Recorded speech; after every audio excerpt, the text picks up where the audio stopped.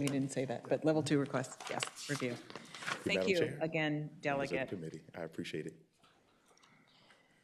Okay. Let's see, Delegate Siebold.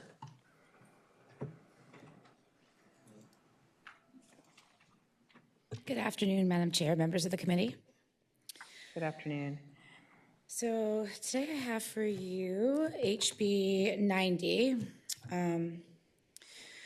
And just to follow up on Delegate Hilmer's testimony, as we learned from Gavin, cancer takes so much from people. It takes their time, their energy, their sense of certainty, and for many patients, chemotherapy, which we use to treat cancer, takes something very deeply personal, their hair. That loss is visible to the world. It can announce a diagnosis before someone is ready to share it. It can affect how a person sees themselves, how their children see them, and how they show up to work, school, and everyday life. HB90 will require medical insurance companies to provide coverage for scalp cooling treatments, a process that can significantly reduce hair loss in patients receiving chemotherapy. Right now, access to this care depends on whether a patient can afford to pay thousands of dollars out of pocket. That means that this treatment is reserved exclusively for those with financial security, and that's not acceptable. This bill takes a very careful, responsible approach. It applies only to large group plans, allows standard cost sharing, and respects existing limits in state and federal law. So we know that scalp cooling will not cure cancer, but it does help people hold on to a piece of themselves during treatment. At a moment when so much feels out of control for cancer, so for those experiencing cancer, this bill gives patients something back. So I'll go ahead and stop there, Madam Chair, as we have several people in the audience who can speak personally to the impact of scalp cooling treatment. Thank you, Madam Chair. Thank you, Delegate Siebold. Is there any comment or question from folks on the committee? Okay, seeing none. If there's anyone in the room that would like to step forward and provide testimony in support of the bill, please come down to the podium and state your name and affiliation, and you have 1 minute. Welcome.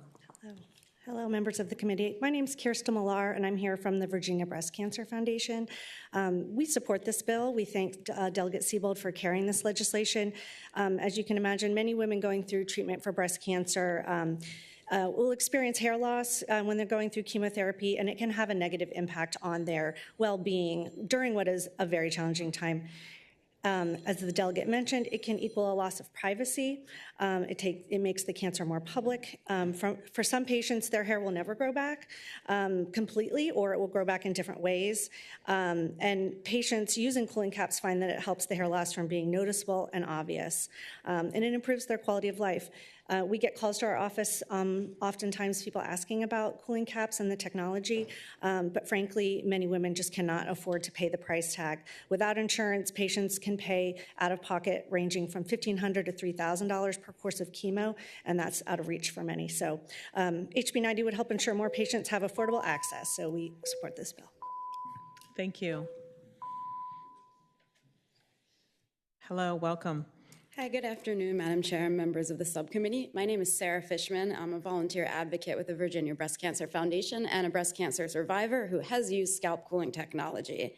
In 2021, I was just 30 years old when I was diagnosed with an aggressive form of breast cancer. When I was told I needed chemotherapy, one of the first things on my mind was I'm going to lose my hair. Much like I do today, I've always had really long hair for my entire life, and it's a big part of my identity, sense of self-esteem, sense of self-worth. And when you have cancer, as we've heard, you kind of lose all sense of control.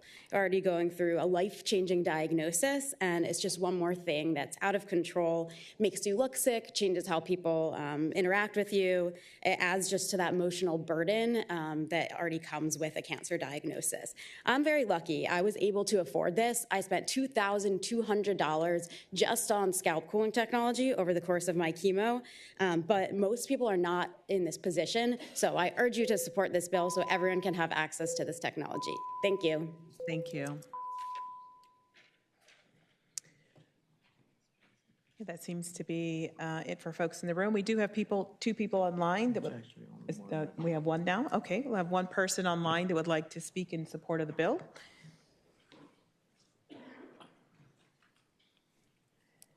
Courtney Kallstrom. Hi, welcome, thank you. Please identify thank you, we're well. Please state your name and affiliation to an organization, if any, and you have 1 minute.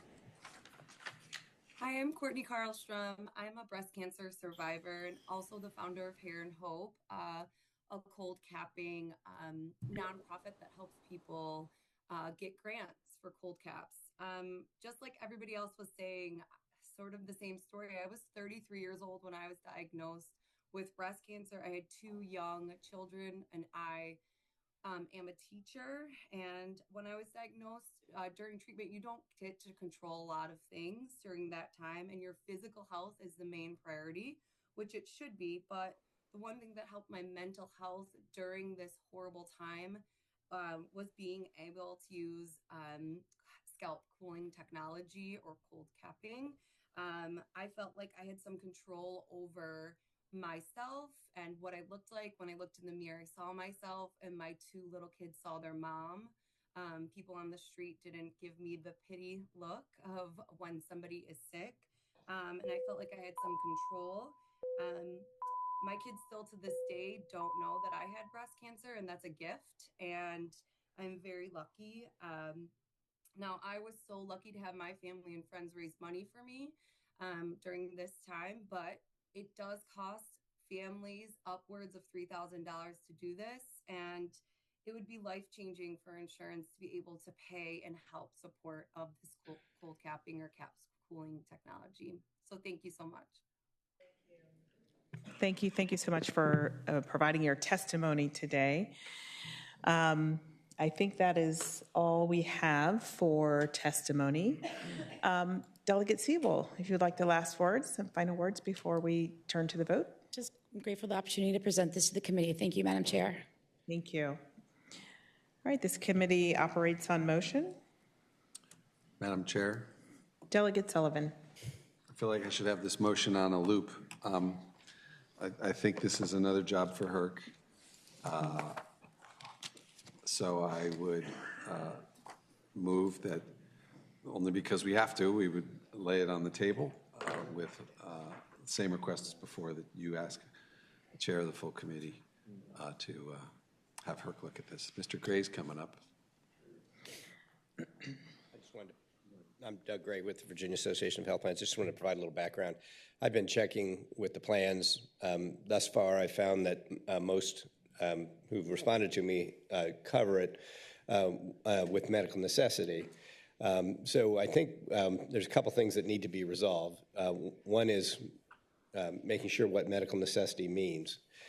There's lots of types of chemotherapy.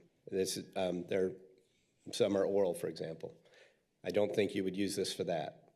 It'd probably be used for an infusion and for particular drugs. So we might be able to get to the point, if we get the details right, to do it all the way through, individual, small group, and large group. But we'd have to make sure that there wasn't really a defrayal. And if, in fact, they're already covering it, there could be a defrayal. It can also be true that it's covered and someone still has a significant cost share. Remember, folks are having trouble affording their premiums. And so they have premium cost shares, and then they have large cost shares when they seek service. Many often have deductibles. So, and sometimes you have to meet your deductible first.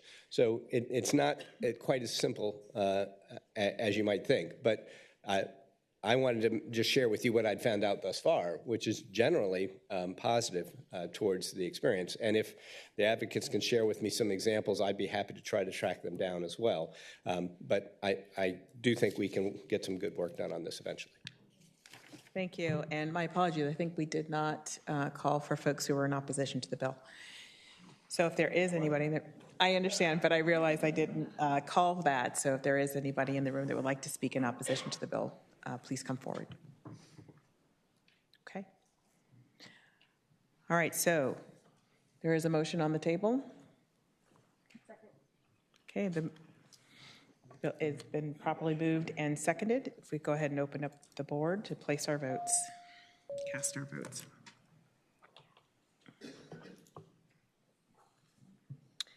Okay, by a vote of 9 to 1, we'll lay the bill on the table with a letter to HERC for review. Thank you, Madam Chair.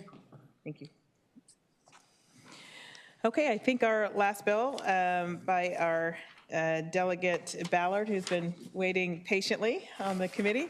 You may take it from your chair or down at the podium.